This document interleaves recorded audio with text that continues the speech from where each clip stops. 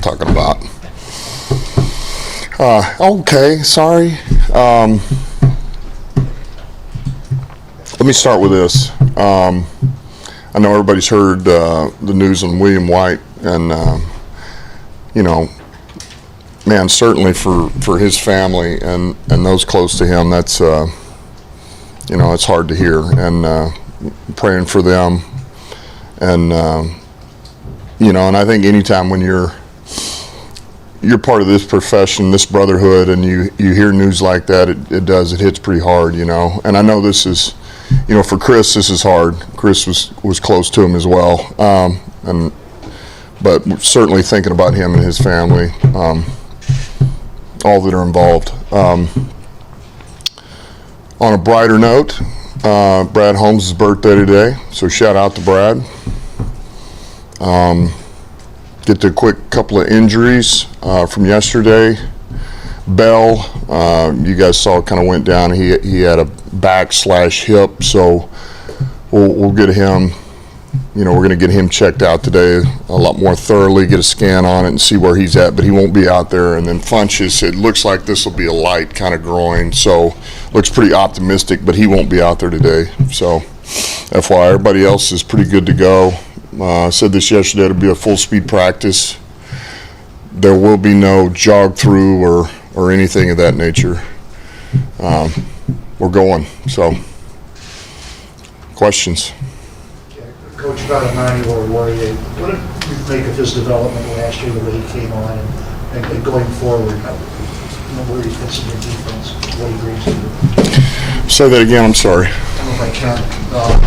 Amani Oruwariye, yeah. How he came on last year. Yep. His development, and going forward, where he fits. Yeah, I tell you what, I'm glad you brought him up, because already after 2 days, it was spring in 2 days, we were talking about him.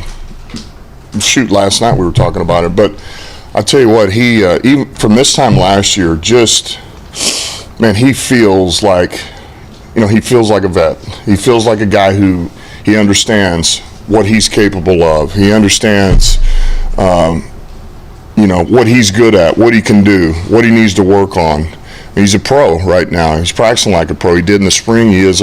There's a comfort level. He's very confident, and it's good to see, like we feel, this time last year we were looking for two corners. We didn't know, and we feel like, all right, at this point, now it's early in camp and all that, he's got to prove it again. He knows that and continue to improve, but we feel pretty good about where he's at over there in that spot. So it was good to see him grow and develop at the rate that he did. He was having a hell of a year before the injury, and I would say he picked up right where he left off in spring and even the first 2 days. I'm sorry, say it again. He's the oldest guy in that room at 26. It's crazy, isn't it? Yeah. You said, this week talk about second-year players. You're looking for a big jump from all those guys. We saw the way Amon-Ra finished last year, something averaging like 10 catches a game or whatever, last 6 or 7 games. So, what does a jump look like for him from your eyes? It's funny that you bring him up, because you're like, holy crap, well, look at. Everybody grows at a different rate, right? And I would say the jump he made, we were fortunate that it happened as soon as it happened.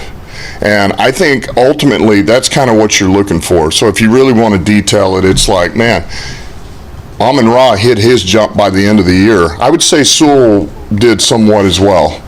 And that doesn't always happen. Usually it does take year 1 to year 2 before you get that kind of jump, like what. And so it may not be as big, but it's already transpired towards the end of last year. But I do see continued growth. Now, I can't put that in production either. As far as, hey man, he's going to get 10 catches every game this year. I think the hope is that we've got enough weapons and enough arsenal here that we're able to spread this around, and the production gets spread out even, and it's more. It could be a game, it could be every game, it could be, but maybe it's Hawk, maybe it's Shark, maybe it's Reynolds. But he'll be steady and consistent, and whenever you need him, you got him, and he's going to make the plays for you. So we'll see. But even if he didn't have that kind of production again, I'm hoping if he doesn't, that's because we got people around him that are helping. last year Swift was coming in kind of with an injury. He looks like he's in tip-top shape coming into this year. How do you guys keep him healthy and keep him on the right track? He's dealt with injuries over the first couple of years. So how does he look so far? Yeah, he looks great. I mean, he's, you guys know Swift's an explosive athlete. He's phenomenal shape. And I mean, I remember this time last year, we were like, man, this guy's, wow, just the way he's wired, and he looks even better this year, just from a physical standpoint. He's great shape. So we have our eye on him on just, man, we got to be smart with him. And, this first week is the reps are so much lighter that we weren't really going to worry about it right now. But as we start next week, there'll be things that we do with him just to try to maximize what we can get out of intensity and volume in a week for him, and be smart. And so there could be a little bit of, we ramp him up for a couple of days, back him off on the third day, but we're going to be smart with him, try to be, but yet still get him. What'd you learn about usage with him last year? You sort of took things slow this time. I know he was dealing with a little something, and then when you needed him, he was out there and he was running well, but then when he had that 30 carry game, it seemed like that's when the injury sort of developed. So what did you sort of learn about how much you can use and how far you can push him when the real game's there? Yeah, he had the 30 carry game, right? He went for 100 and, what was that? 130 yards. Yeah, 130. And then the next week he had, I don't know what that was, 17 carries, 163, or, is that about right? 36, 14 for 136. 14, 136, that's right. And then that's when we went into Chicago, and then it was kind of like a couple of them started to, and so I think the hard thing with him, look, we ran into this with AK every year, and you're always, look, it goes without saying, Swift is one of our most explosive players on offense. Like literally, we feel like, all right, man, if we set this up right and there's any space, this guy could take it to the house. Like he's got that ability, and so, my gosh, man, you want those guys out there every play, but you also know you may not have them. I think a little bit what you're asking goes into what Eric just asked, and I would like to see if, man, can we get him out of camp, get his legs under him, get him in really good shape, like I said, get the intensity, get the volume under him, and then let's see where he looks like. Because look, this time last year we went and we had to pull back, man. He missed, shoot, man, week and a half, 2 weeks of camp for the most part. And so we really never got to put a load on him and get him prepared for a season. We have him ready for San Fran, and I mean, he takes, he takes quite a bit of reps. We didn't want to do that, but yet it just kind of happened that way.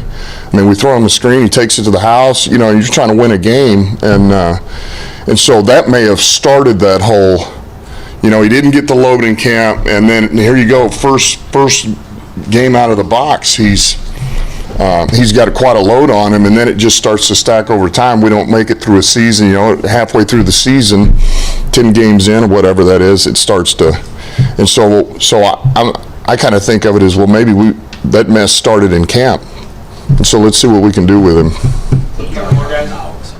Yeah, yes.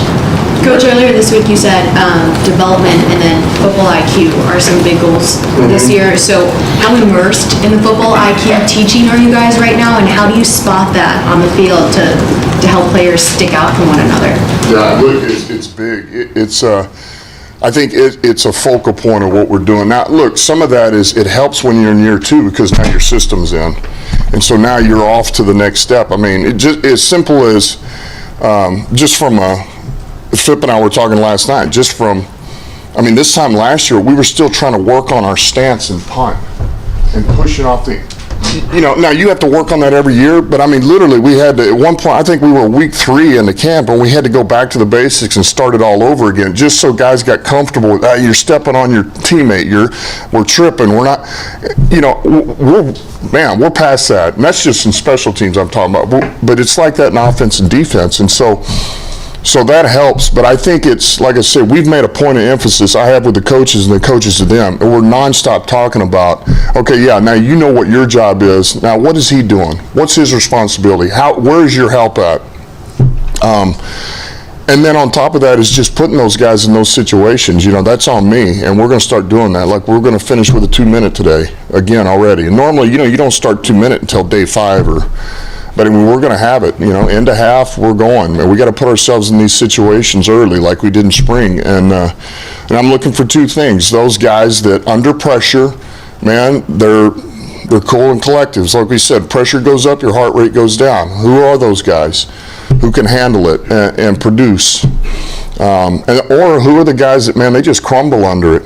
They just can't. They can be great for 3 quarters. That's awesome. But when it comes time and it's high pressure, they fold.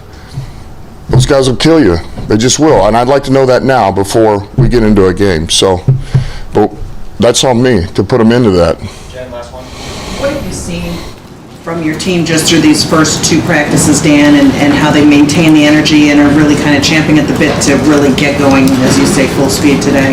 Yeah, I posed a question to our staff last night. I said, man, who do we have on this team that we feel like are pros, you know? Just they've kind of got a professional approach about them because we are a young team. And it really came to the point where we said, well, you know, we started going through names and it's like, well, all right.